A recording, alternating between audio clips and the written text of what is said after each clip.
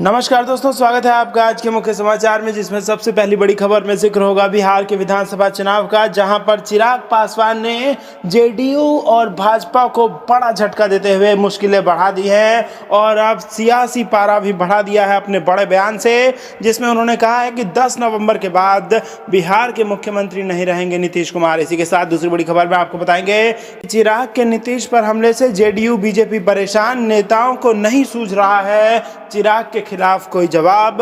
और तीसरी बड़ी खबर में जिक्र होगा कि पप्पू यादव का बड़ा ऐलान, लड़कियों को स्कूटी और लड़कों को बाइक देंगे पप्पू यादव, बेरोजगारी को लेकर सरकार पर बोला हमला। तो दोस्तों, हर एक खबर की गहराई में आपको ले जाएंगे, लेकिन उससे पहले अगर आपको भी ऐसा लगता है कि बिहार की चौकन्नी जनता भाजपा और जेडीयू को बड़ा झटका इस चुनाव में देने जा रही है, तो आप अभी इस वीडियो को लाइक कीजिए और इस लाल बटन को दबा के इस चैनल को फ्री में सब्सक्राइब करके घंटी बजाइए और कमेंट में लिखिए जय हिंद। दोस्तों, रुक करते हैं तमाम बड़ी खबरों की तरफ। चिराग पासवान बोले 10 नवंबर के बाद बिहार के सीएम नहीं रहेंगे नीतीश कुमार। जी हां दोस्तों, बीजेपी की तरफ से दिए गए वोट कटवा वाले बयान से एलजेपी के अध्यक्ष चिराग पासवान आहत हैं। एबीपी न्यूज से खास बातचीत में चिराग ने कहा कि ऐसा कहने वाले उनके दिवंगत पिता रामविलास पासवान का अपमान कर रहे हैं। उन्होंने आरोप लगाया कि बीजेपी की तरफ से इस तरह का बयान मुख्यमंत्री नीतीश कुमार के दबाव में दिया जा रहा है। चिराग ने दावा किया कि 10 नवंबर के बाद प्रदेश के मौजूदा मुख्यमंत्री नीतीश कुमार दोबारा मुख्यमंत्री नहीं रहेंगे। चिराग पासवान ने कहा कि इस बार का चुनाव ऐतिहासिक चुनाव होगा।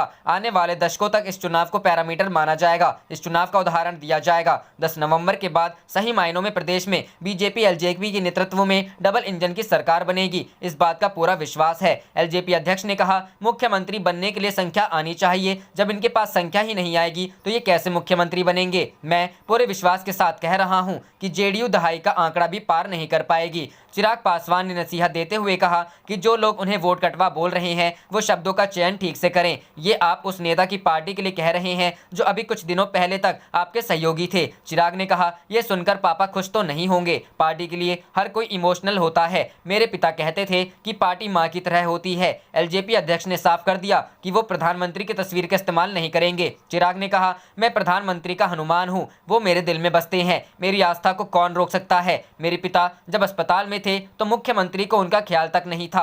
यही प्रधानमंत्री थे जो दिन में 2-2 बार मुझे फोन करते थे। क्या मैं प्रधानमंत्री के खिलाफ सिर्फ इस बात के लिए हो जाऊं कि मैंने अपनी राह अलग कर ली। चिराग पासवान ने कहा कि अगले 2 दिनों में वे अपनी पार्टी के मैनिफेस्टो जारी करेंगे। रुक करते हैं अगली खबर की तरफ। चिराग के नीतीश पर हमले से जेडीयू बीजेपी परेशान, नेताओं को नहीं सूझ रहा जवाब। जी हां दोस्तों, लोक जनशक्ति पार्टी के राष्ट्रीय अध्यक्ष चिराग पासवान ने बिहार के चुनाव को रोचक बना रखा है। हर दिन सत्तारूढ़ दल जेडीयू और बीजेपी को चिराग पासवान पर सफाई देनी पड़ रही है। खासकर जब से लोक जनशक्ति पार्टी को भारतीय जनता पार्टी का भी टीम कहा जाने लगा है, तब से भाजपा के नेता हर दिन चिराग पासवान को खुद से अलग बताने की कोशिशों में जुटे हैं। इधर चिराग पासवान है कि लगातार नीतीश कुमार पर हमलावर हैं और बीजेपी से खुद को नजदीक बताने की जुगत में लगे हुए हैं। दरअसल चिराग पासवान ने संकल्प ले रखा है कि वह हर मुमकिन कोशिश करेंगे कि बिहार के मुख्यमंत्री नीतीश कुमार फिर से नहीं बन पाए। वहीं दूसरी ओर उन्होंने यह भी कहा कि मैं भारतीय जनता पार्टी के उम्मीदवारों के खिलाफ अपने उम्मीदवार नहीं उतार रहा हूं। ऐसा मैंने सिर्फ 5 सीट पर किया है और उसमें भी 2 सीट पर फ्रेंडली फाइट है। उन्होंने खुद को प्रधानमंत्री नरेंद्र मोदी का हनुमान बताया।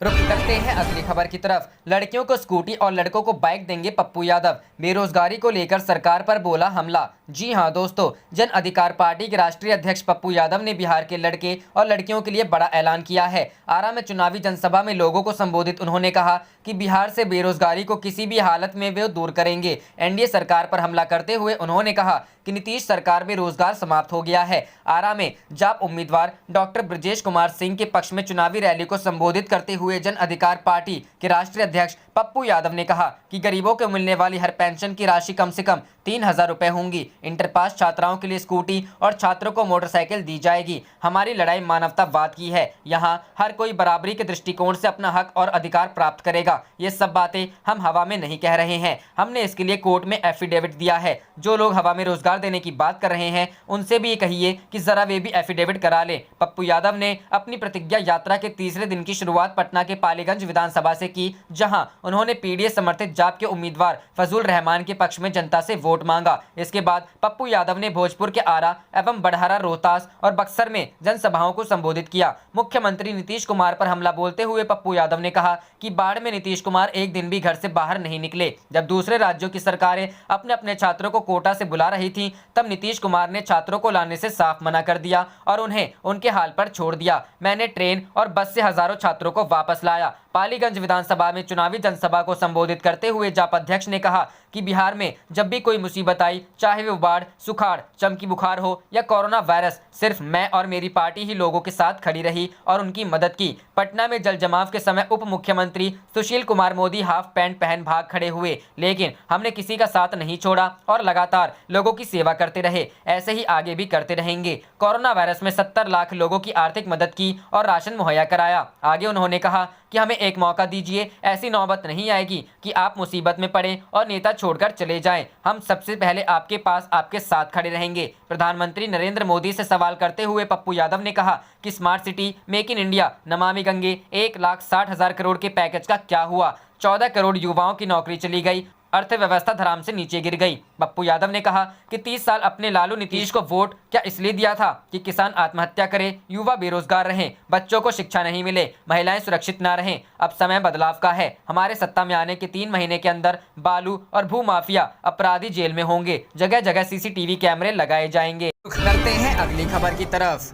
कांग्रेस का दावा, बिहार में पार्टी 50 से अधिक सीटें जीतेगी, तेजस्वी बनेंगे अगले सीएम। जी हां दोस्तों, छत्तीसगढ़ के मुख्यमंत्री भूपेश बघेल ने दावा किया कि बिहार में कांग्रेस 50 से अधिक सीटें जीतेगी और तेजस्वी यादव मुख्यमंत्री होंगे। उसके बाद महागठबंधन के न्यूनतम साझा कार्यक्रम में जो भी वादे किए गए हैं उसे शब्दशः लागू किया जाएगा। कांग्रेस जो कहती है उसे करती है। देखना हो एक बार छत्तीसगढ़ जरूर आए। वहां किसानों से गोबर तक 2 रुपए किलो सरकार खरीदती है। हर किसान को सरकार 10,000 रुपए प्रति एकड़ देती है। समर्थन मूल्य पर अनाज भी खरीदती है। 19 लाख किसानों का 10,000 करोड़ रुपए माफ किया गया। बिहार में तो अनाज की तय सरकारी कीमत भी नहीं मिलती है। बघेल रविवार को सदाकत आश्रम में कांग्रेस का अभियान गीत बोले बिहार बदले सरकार लॉन्च करने के बाद प्रेस वार्ता को संबोधित कर रहे थे। उन्होंने कहा कि बिहार का इतिहास स्वर्णिम रहा है। आरोप लगाया कि सुशासन बाबू ने बेदहाल बना दिया। राज्य रोजगार, शिक्षा और चिकित्सा सहित सभी मामलों में सबसे निचले पायदान पर है। जनता सवाल पूछ रही है, पीएम नरेंद्र मोदी को झटका देने की आदत है। नोटबंदी, जीएसटी और अब लॉकडाउन। बिना सोचे समझे लॉकडाउन से परेशानी ऐसी बढ़ी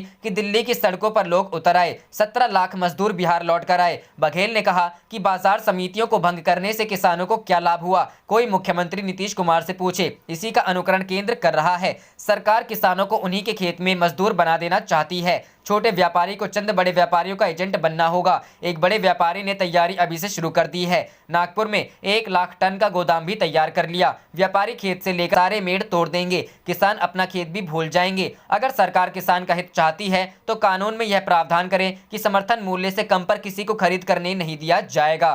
रुख करते हैं अगली खबर की तरफ। सिर्फ सीएम बनना होता तो ईमान बेचकर बीजेपी के साथ सरकार बना लेता, लेकिन ये लोग धर्म के नाम पर मांगते हैं वोट। जी हां दोस्तों, तेजस्वी यादव ने गया की शेरघाटी में चुनावी सभा को संबोधित करते हुए बीजेपी और नीतीश कुमार पर हमला बोला। तेजस्वी ने कहा कि अगर उनको सिर्फ सीएम बनना होता तो वह ईमान बेचकर बीजेपी के साथ बिहार में सरकार बना लेते, लेकिन ये लोग धर्म के नाम पर वोट मांगते हैं। ये मुझे पसंद नहीं है। बिहार में बीजेपी को घुसने नहीं देना है। बिहार में शराब पीते हैं चूहा। तेजस्वी यादव ने कहा कि बिहार में कुछ भी होता है तो चूहों को बदनाम कर दिया जाता है। कभी कहा जाता है कि थाना में चूहा शराब पी जाता है, तो कभी कहा जाता है कि बांध चूहा ने काट दिया। बिहार में बड़े बड़े बजट का पुल और महासेतु बनता है और तैयार होने से पहले गिर जाते हैं। बिहार में बिना चढ़ावा का कोई भी काम नहीं हो पाता है। थाना से लेकर ब्लॉक तक चढ़ावा चढ़ाना पड़ता था। अफवाह मियां है सुशील मोदी। तेजस्वी ने बिहार के डिप्टी सीएम सुशील कुमार मोदी पर हमला बोला। तेजस्वी ने कहा कि वह अफवाह मियां है। कभी लालू प्रसाद तो कभी मेरे खिलाफ बोलते रहते हैं।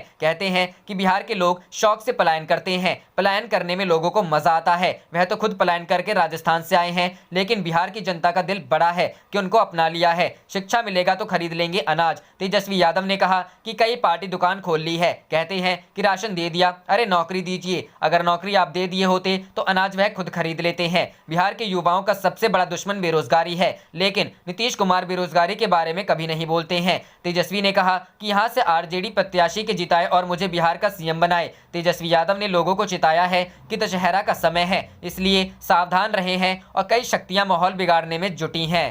रुक करते हैं अगली खबर की तरफ। लालू यादव बोले, अब बिहार में हिंद महासागर लाएं क्या? नीतीश आप थक गए। जी हां दोस्तों, बिहार में जहां विधानसभा चुनाव की तारीख नजदीक आ रही है, वहीं नेताओं के बीच जुबानी जंग जारी है। राजद के चीफ लालू प्रसाद यादव ने बिहार के उद्योग धंधों को लेकर एक बार फिर सीएम नीतीश कुमार पर निशाना साधा है। लालू प्रसाद यादव ने ट्वीट कर सवाल किया है कि बिहार में अब हिंद महासागर भेजा जाए क्या? 15 सालों की नाकामी पर सिर्फ गाल बजाएंगे क्या? नीतीश कुमार आप थक गए हैं, अब आप जाकर आराम कीजिए। इस ट्वीट के साथ ही लालू यादव ने राजद की ओर से बनाए गए एक कार्टून को भी शेयर किया है। कार्टून में लिखा है, पानी ले जा रहे कुछ व्यक्तियों से एक शख्स सवाल पूछता है, जिसके जवाब में वो कहते हैं बिहार में समुंदर बनाने जा रहे हैं। नीतीश कुमार कहते हैं समुंदर दो तब कारखाना लगाऊंगा। आपको बता दें कि अभी लालू प्रसाद यादव जेल में हैं, इसलिए उनका आधिकारिक ट्विटर अकाउंट उनके दफ्तर द्वारा संचालित किया जा रहा है। लालू ने अपने ट्विटर हैंडल में लिखा, बिहार में अब हिंद महासागर भेजलत जाओ का, 15 बरस के नाकामी के खाली गाल बजाओ के छिपाईबा। ए नीतीश तू थक गइल बाड़ा,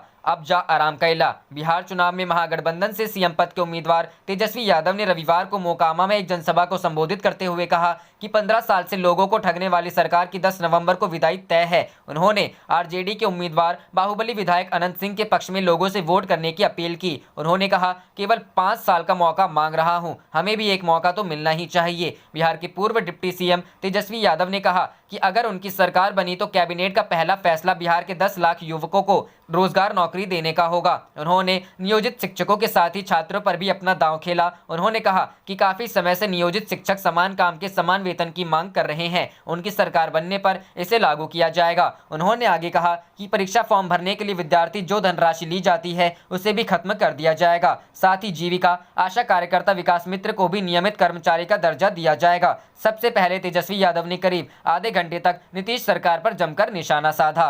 जाने से पहले आप इस वीडियो को लाइक कीजिए और इस लाल बटन को दबा के इस चैनल को फ्री में सब्सक्राइब करके घंटी बजा लीजिए। आप देख रहे थे आपका अपना चैनल धड़ाधड़ न्यूज। जय हिंद, जय भारत।